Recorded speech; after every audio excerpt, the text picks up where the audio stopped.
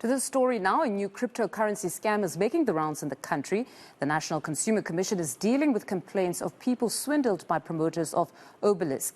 Victims are lured to invest in Bitcoin mining machines that cost between 340 to 450,000 rand. Well, let's find out more from Acting National Consumer Commissioner Tezi Mabuza.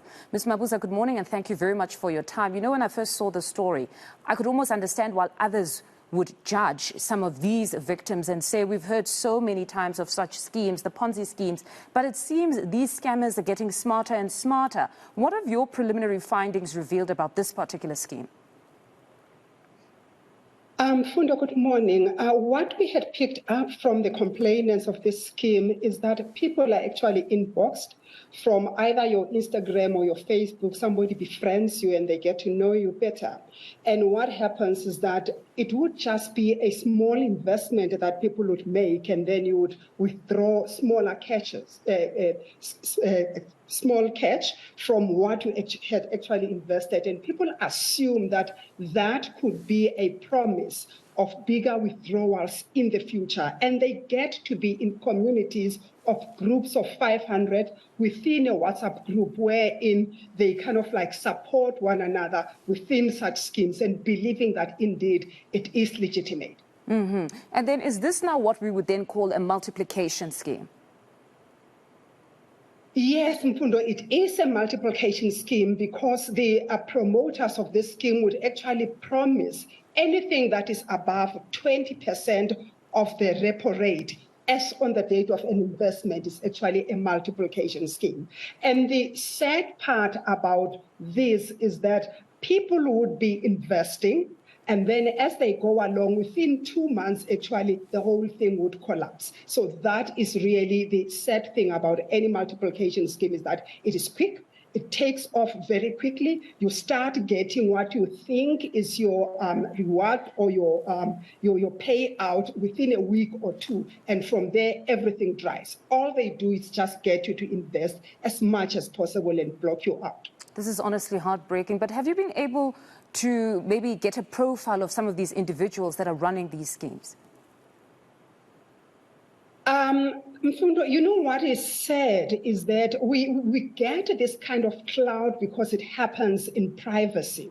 What we had picked up is that the account numbers that are being used are account numbers of the real victims that they had made available for people to deposit monies into them.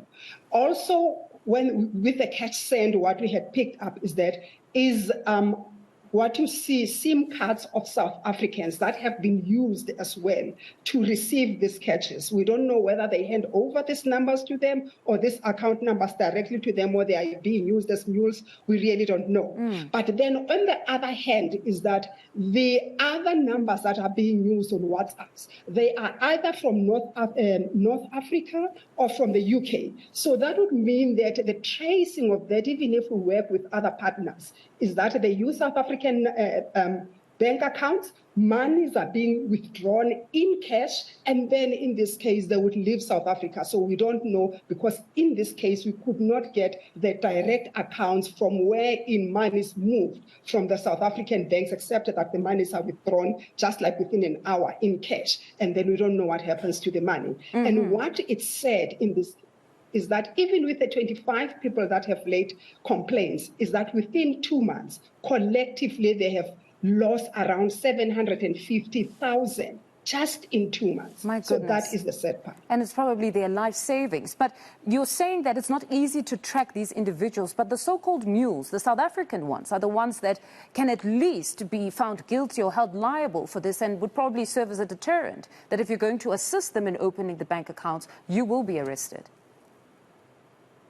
Yes, in essence, it is illegal. The victims actually have engaged in an illegal activity.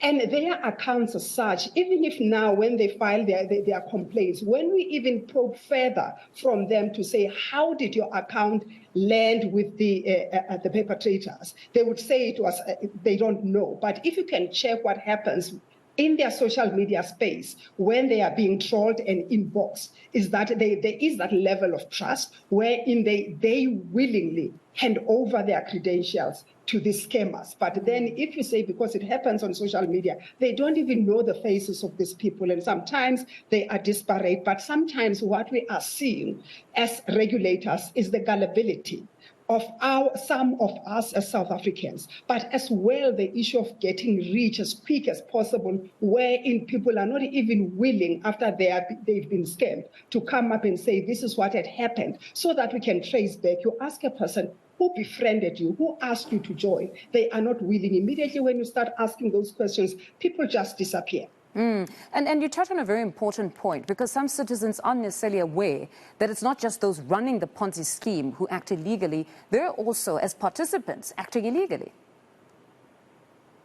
Yes, and they are aware, Mfundo. We were looking at the social media profiles of some of the participants. You know, it was said when somebody said within that space to say that, you know, we are a group of 10 ladies. We joined this knowing very well that it is a scam. So our intention is to either scam others or be scammed. So that would mean that people that join this, when you're looking at the profile, it's your youngsters, people on social media, people that actually have better profiles that show the trollers that they can actually afford. Hence, they have bank accounts. They can actually, if somebody would lose around 120,000 in a week, where do they get that money from? It's either they are able to take a loan or they are using their savings. So this is sad because people go there knowingly. A few would actually be ignorant, but most of them, they know that it's a scam and they want to go there quickly to scam others. Hence, we think that they are also assisting the scammers